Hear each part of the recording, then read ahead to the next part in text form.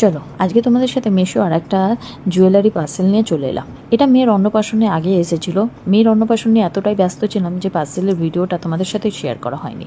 ইনস্টাগ্রামে যখন ড্রাফটটা ক্লিয়ার করি তখন দেখি ভিডিওটা রয়ে গেছে, তাই ভাবলাম চলো আজকে তোমাদের সাথে এটা শেয়ার করা যাক। আমি একটা পালসের চোকার অর্ডার করেছিলাম, যেটা দেখতে কিন্তু পুরো একদমই সোনার মতন ছিল।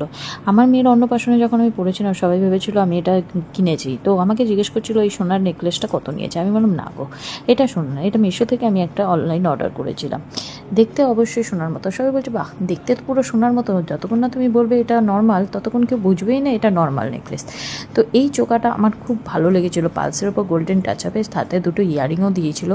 দারুণ ছিল চোকারটা।